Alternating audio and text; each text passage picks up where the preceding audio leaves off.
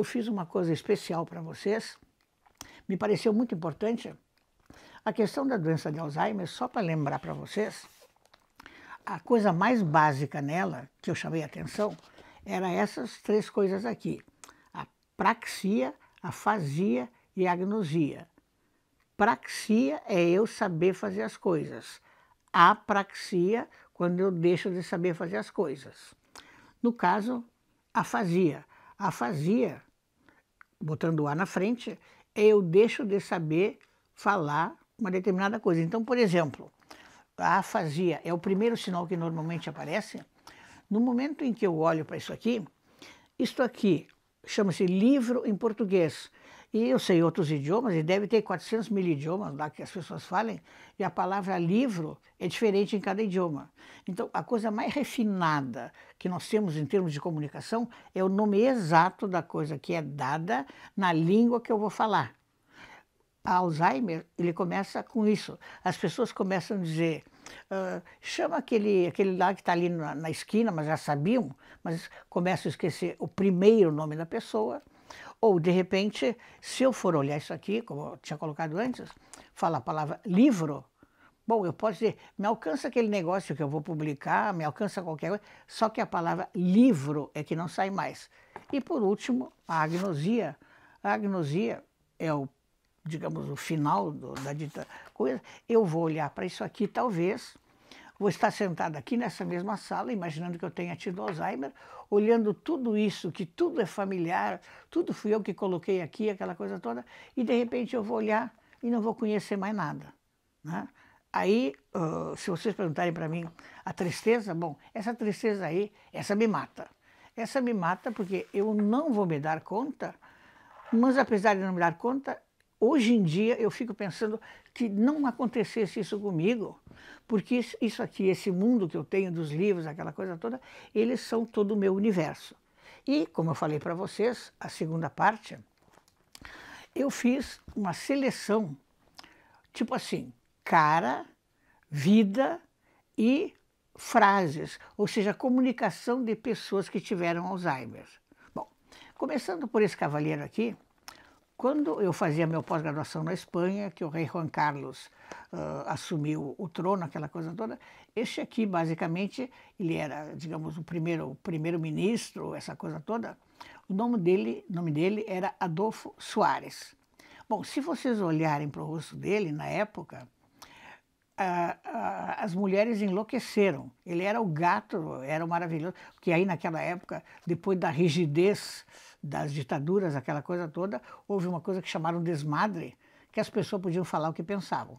E aí apareceu o seu Adolfo Suárez, e ele era, digamos assim, na Europa toda, era considerado, vamos usar uma expressão bem nossa aqui, ele era o gato dos gatos bonitões da Europa. Bom, esse senhor aqui, quando eu coloquei, ele tinha várias frases, mas tem uma frase que eu coloquei aqui, que era uma frase dele.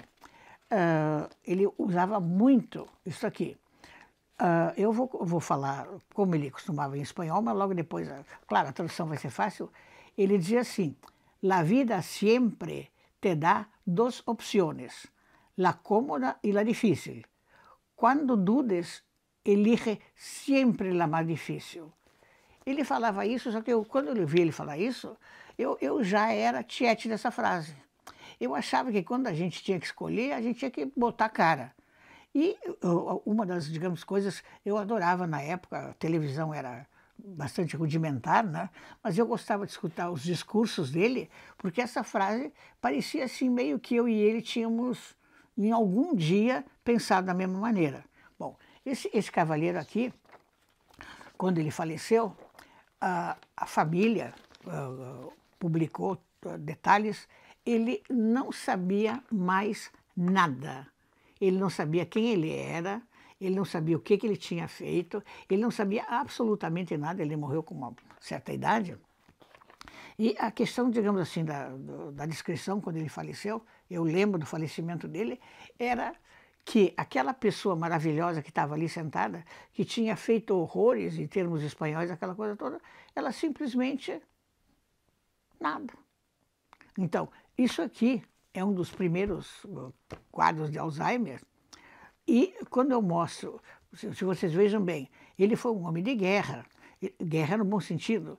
Ele tentou batalhar, ele conseguiu mexer com a Espanha naquela época e a doença, aquela doencinha que às vezes até nem se dá bola, acabou com essa pessoa aí. Bom, agora aqui tem uma dama, vou mostrar a dama para vocês, algum de vocês já conhece, e essa aqui eu consegui, eu fiz até, trabalhei bastante nesse sentido, para mostrar para vocês algumas coisas. Bom, aqui tem uma primeira fotografia dela, aqui tem outra fotografia dela, mais adiante.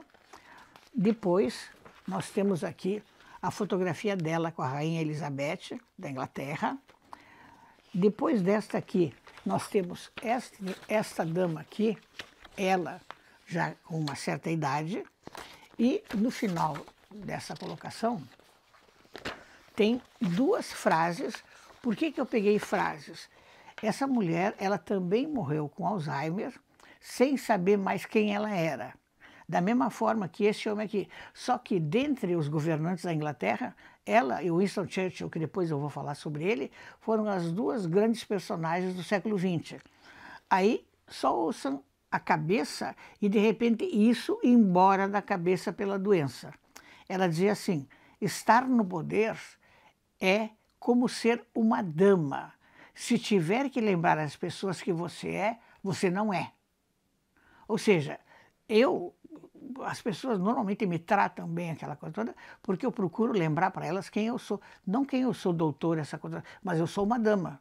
E ela dizia que se eu tiver que lembrar para os outros que eu sou uma dama, bom, então não estou procedendo de tal maneira.